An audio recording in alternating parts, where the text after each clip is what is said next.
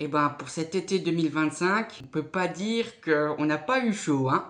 Ah non, non, non, vraiment, cette année-là, je comptais commencer justement les grands formats, comme je vous ai montré lors des 144 heures qu'on a fait à la Carpe Bleue ce printemps 2025. Et voilà, encore un autre poisson qui vient d'arriver. Une belle commune cette fois-ci. En plus, les carpes communes, c'est mes poissons préférés. J'en ai déjà touché quelques-unes, mais une si grosse comme ça, près de 13-15 kilos facile, ça fait super plaisir, un si beau poisson comme ça. On va le remettre à l'eau avant de relancer les cannes. Et là, le poisson, il était au rendez-vous, vraiment, après avoir pris en compte les éléments comme la nourriture naturelle, la température de l'eau, la nature du fond. On a pu faire une très belle pêche à la carpe bleue. Et on comptait vous en faire une en juin. Mais on avait pris pratiquement toute la semaine. Et finalement, à cause de la chaleur, ça a fini carrément en fiasco. Et ça, j'avais pas compris du tout, parce que quand on est arrivé sur le poste, l'activité était tellement au max qu'on voyait les poissons en surface. Donc ça, je comprenais pas. On voyait vraiment bien les poissons en surface, des amours blancs, des carpes. On a cru voir une carpe koi, pas mal de poissons qui bougeaient. Et finalement, vers mi-après-midi, je touche le premier poisson de la session, un amour blanc. Donc avec mon pote, on se disait, ah oui, avec la chaleur, en plus, vu que sur mon poste, il y a un haut fond, il y a fort à parier qu'avec les pop-up, on puisse dérouler sur les amours blancs. Parce que ce qui est bien avec ce poisson, c'est qu'une fois qu'il est sur une zone bien amorcée, il a tendance à brouter. Parce que vu que c'est un poisson qui est de base herbivore, il adore manger toutes les petites plantes dans les eaux chaudes des bordures. Donc je pensais être parti sur un bon plan, avec un amorçage bouillette qui copie la nourriture naturelle, plus des particules avec du baby-corn. Et en fin de compte, après la première nuit, je me suis rendu compte que les circonstances de pêche ont complètement changé. Et là, le problème, c'était pas notre stratégie, parce que j'ai essayé tous les pop-up, toutes techniques, mais c'est parce que il y avait un manque d'observation. Pour ma part, en tout cas. Parce que mon collègue qui avait investi dans une caméra subaquatique a pu filmer un peu le fond de l'eau sur sa bordure boisée où il y avait un peu d'ombre. Et on s'est rendu compte que les poissons, lors de ces fortes chaleurs, cherchaient beaucoup les bordures ombragées. Donc c'est-à-dire des bordures à l'abri du grand soleil pétant et à un endroit où il y a beaucoup de nourriture naturelle. Bon, j'étais sur le haut fond, j'avais beau regarder, replacer au même endroit. La seule connerie que j'ai faite, c'est de ne pas mettre cette fameuse caméra sur mon poste. Et je suis passé à côté d'un gros truc, je pense. Parce que ce qui est dommage, c'est que, vu que j'ai quelques problèmes de santé, une fois qu'il fait chaud, qu'il fait tarpin chaud, comme on dit, c'est la catastrophe. Tendance à vivre au ralenti, à boire je ne sais combien de litres d'eau. Et la chaleur, à ce moment-là, m'a beaucoup découragé. Et c'est dommage parce que mon collègue est déroulé énormément. Au moins, je crois qu'il a fait facilement 8 poissons. Mais comparé au déroule qu'on a eu au printemps, il n'y avait pas photo. Je crois que en printemps, on avait fait 40 poissons. Mais là, on était à aller 15-20 à tout casser. Facile. Bon, on a pu toucher pas mal d'amours blancs. Ce qui nous sauvait sur le poste de mon collègue, c'était les amours blancs. Et là, j'ai commencé à avoir peur parce que ces poissons, normalement, ils aiment bien prendre les bains de soleil. C'est un poisson qui a tendance à rester à la surface de l'eau lorsqu'il y a du grand soleil. Là, j'ai vraiment pas compris pourquoi ces poissons se sont mis à l'ombre. Bon, on a pu toucher quelques beaux spécimens qui ont pu nous rendre le sourire, mais la difficulté numéro un lors de cette session, ça a été les fortes chaleurs. Et je pensais à tort que ce paramètre allait changer un petit peu cet été. En fin de compte, ça a été presque la totale canicule, faut dire ce qu'il en est. Et cette année, avec mon enquête, je me suis rendu compte que le réchauffement climatique s'installe durablement. Et ça me fait très peur. Surtout pour les truites, cette année, la pêche à la truite, mais ça a été une année noire. On a essayé de faire l'ouverture avec mon collègue, celui qui trouve les plans pêche pour que je puisse filmer. Et malheureusement, on avait beau essayer de trouver d'autres plans sur les pêches en ruisseau, très peu de truites ont été capturées. Je pense que l'année dernière, là où je filmais pas,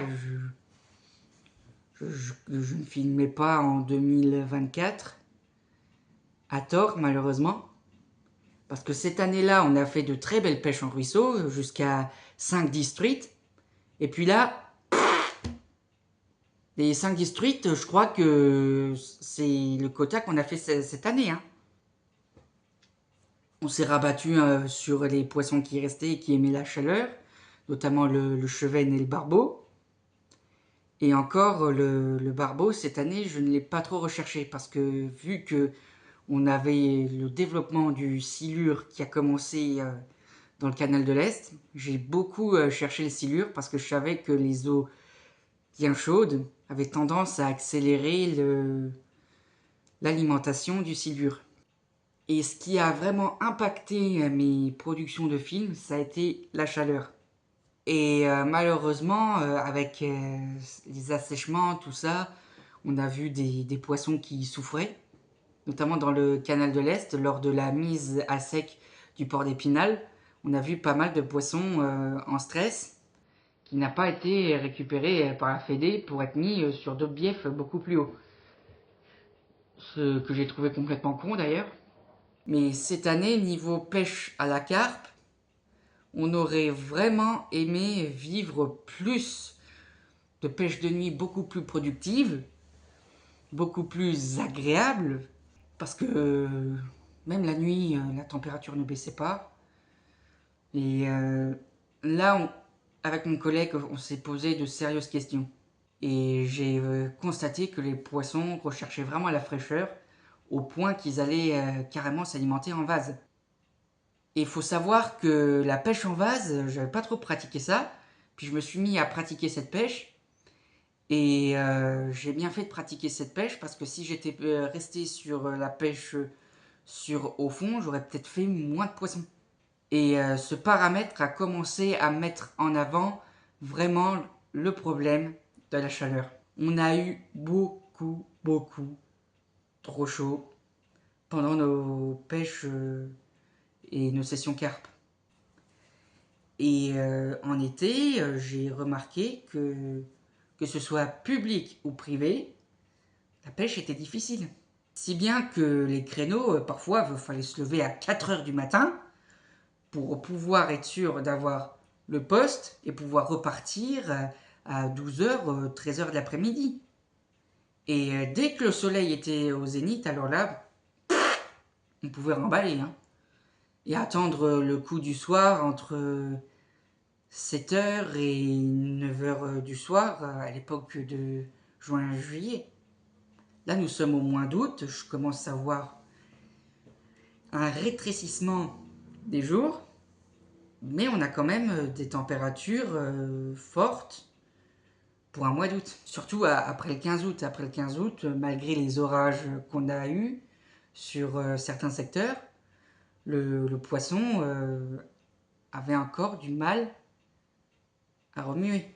Mais là, cette session 2025, en tout cas cette session estivale, a été beaucoup trop chaude. Quand on dépasse les 35 degrés, on voit tout de suite la difficulté. Le poisson a du mal à répondre. Parfois, on fait des capots, on se demande pourquoi on fait capot alors qu'on est sur un hotspot, on a tout essayé, tous les amorçages, tout. Et parfois, c'est ce qui nous est arrivé à la carpe bleue, c'est qu'on avait prévu l'amorçage qui marchait au printemps, et en fin de compte, avec la chaleur, ça a été tout le contraire. On a essayé la particule, même à la tigernut, qui pourtant est un appât de choix pour l'été, zéro touche. Du moins, de mon côté, sur le haut fond exposé en plein soleil. Mais pour mon pote qui était à l'ombre, alors là, les touches, ça y allait. Hein. J'étais content pour lui et ça m'a mis un paramètre en tête que maintenant je ne mets plus de côté en été, c'est vraiment l'ombre. Et c'est une belle piqûre de rappel, mais c'est aussi une piqûre de rappel qui a mis en évidence le fait que, oui, le réchauffement climatique a des impacts sur le milieu aquatique. Et là, vu que le mauvais temps va revenir, je croise les doigts pour pouvoir vous présenter plus de contenu sur la pêche. Parce que en cette période estivale, avec les trop grandes chaleurs, malheureusement, la moitié est tombée à l'eau. Donc j'espère que cette session automnale et hivernale sera mieux que la période estivale. En tout cas, je l'espère. Mais avec le réchauffement climatique, on a complètement perdu les saisons. Même les hivers ne sont pas assez frais. J'ai même l'impression qu'on n'a plus de saison. L'hiver, c'est le printemps. Le printemps, c'est l'entre... Il n'y a plus de saison. Et le problème numéro un, c'est qu'il fait trop chaud. Il fait beaucoup trop chaud, que ce soit en hiver, je m'attends à des -10. Je pense que le plus bas qu'on ait eu avec mon collègue, c'était de nuit avec un -5. Mais pas un -10, voire même -15, comme l'ont vécu les anciens. Et ça me fait très peur de voir qu'au fil des années, on gagne 1 degré en plus sur les statistiques météorologiques. Je vous cache pas que j'ai très très peur pour ce qui va se passer. Pour l'avenir halieutique, pour l'avenir même du monde, j'ai très très très très très très peur du réchauffement climatique. Et j'espère que vous m'excuserez aussi de ne pas avoir fait assez de contenu en période estivale pour cette première année. Mais la chaleur me décourageait et le fait que les poissons bougent pas à cause de la chaleur, ça aussi ça m'a découragé à tort. Donc j'espère que l'année prochaine, il y aura un petit peu plus d'orages, bien que j'aime pas les orages, mais plus de sessions intéressantes à filmer et à vous partager. En attendant, j'espère vous retrouver en automne ou en hiver, on ne sait pas, pour vous proposer plus de contenu sur la pêche des spécimens, donc carpe et carnassier. Et j'espère que l'année prochaine, pour la première catégorie, là, on pourra faire de la pêche en rivière de montagne. Parce que la première catégorie, j'ai pêché qu'au mois de mars. Et vu les conditions catastrophiques, je ne vais pas vous cacher que je ne suis pas retourné. Parce que les eaux de première catégorie souffrent beaucoup du réchauffement climatique. Beaucoup plus que les eaux de deuxième catégorie. Et c'est ça le but de cette vidéo, c'est aussi de vous faire réfléchir sur le réchauffement climatique. Parce que je sais qu'il y en a qui sont climato-sceptiques et j'ai envie de dire à ces gens-là, mais réveillez-vous. Même moi qui a tendance à un peu trop regarder les écrans, quand je vais dehors, quand je pêche, je vois très bien l'impact du réchauffement climatique. Et ça me fait très très peur. Donc j'aimerais dire à tous les climato-sceptiques et à tous ceux qui regardent cette vidéo, ne prenez pas à la légère le réchauffement climatique. Parce que nous, on l'a pris en pleine gueule cette saison. Mais vraiment. Et avec les gros orages qui vont venir, j'espère vous montrer plus de contenu. Mais le réchauffement climatique est tellement aléatoire que je peux rien vous promettre. Donc j'espère que vous m'excuserez pour ça. Et je vous dis à bientôt. Et le réchauffement climatique, c'est pas des conneries. C'est bien réel. Mettez ça dans votre crâne. C'est bien réel.